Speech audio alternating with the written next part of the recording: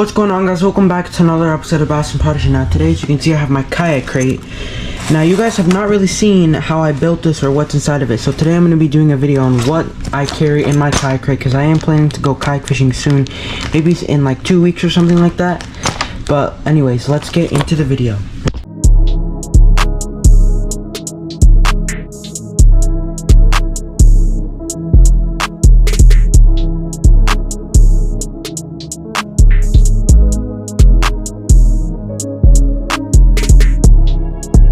Alright guys, so first thing I want to go over is how I built this.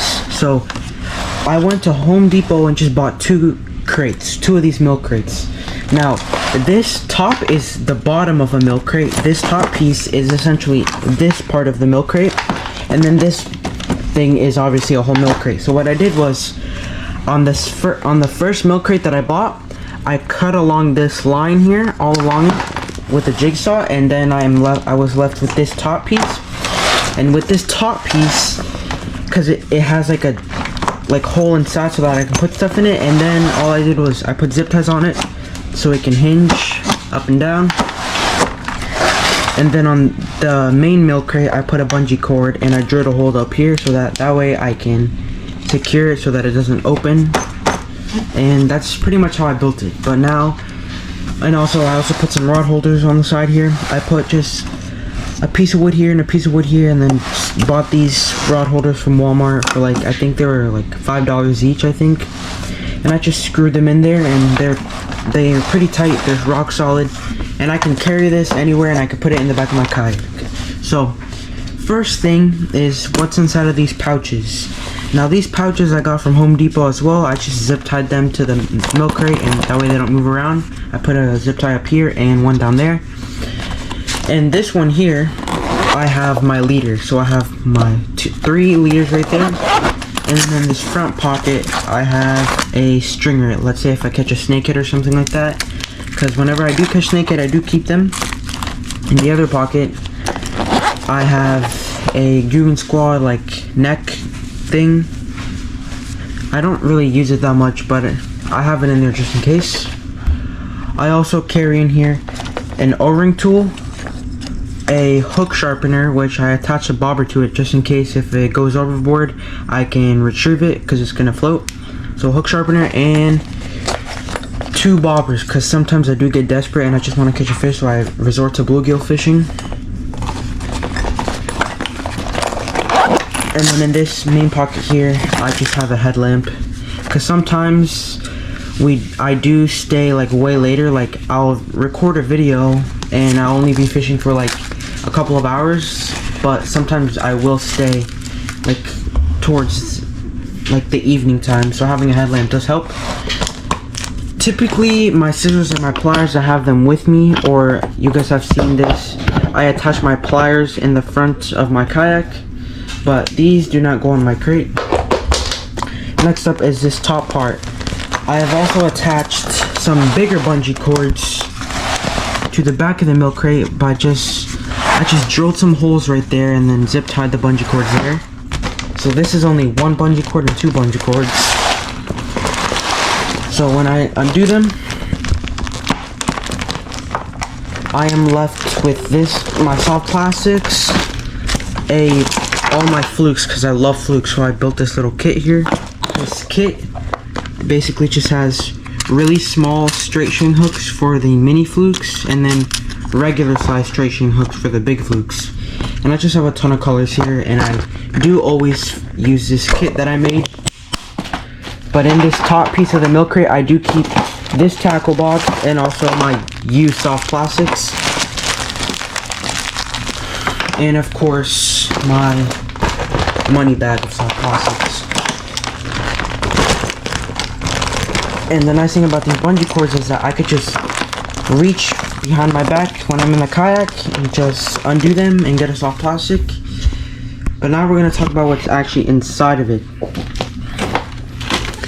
So first things first is I have this bag here, and in this bag I have sunscreen, sunglasses, and my scale. I also have 3 tackle boxes in here.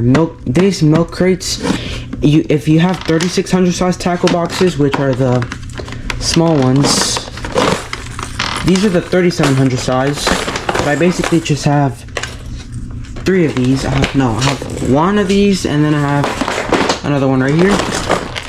And then if you have only 3600 size tackle boxes, you could just, sorry about that, that was my washing machine. You could just put them in like this instead of having them diagonally, and this way you can fit way more. But I like 3700 size boxes, so I just have one of these sitting like this, another one sitting like this, and then the last one sitting like this, and they fit perfectly. I also have a shovel here and a roll of toilet paper. I have 2 rolls of toilet paper and a shovel. This shovel is actually pretty cool because it folds just like this. Now the shovel is used for sometimes when you have to use the bathroom. Obviously sometimes I do stop at the bank and go to the bathroom at the boat ramp, but sometimes when you gotta go, you gotta go. So I have this shovel here. Also, this shovel can also be used, like, let's say you're trying to do catfishing. You dig a hole, put a stick in the ground, that way you can have something to rest your rod against. But this shovel is really nice. It's foldable. You can also fold it like this to be like a little pickaxe, so that's cool. And then it just conveniently fits in this case here. Next up, I also have, behind the toilet paper, I have bug spray, because at least in the summertime, especially in the evening time, you need this. But inside this kit here, I have, this is a like all-purpose soft plastic kit. Sometimes when I'm pond fishing, I don't feel like bringing my whole tackle bag, and I'll just bring one box. So in this box, I have some lead weights, some hooks, curly tail worms, Senkos, baby brush hogs, beaver style baits in like a dark color, lizards, beavers in a more natural color, and here I just have worms. I have paddle tail worms like this, and I also have finesse worms, and then of course flukes. So this is like an all-purpose kit that I always have with me.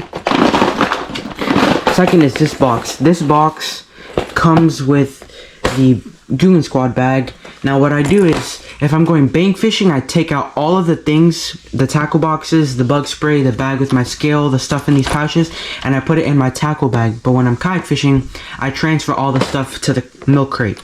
But in this box, I basically just have, in here I have spinner baits and buzz baits, medium and deep diving crankbaits, slipless crankbaits, frogs, and some swim baits here.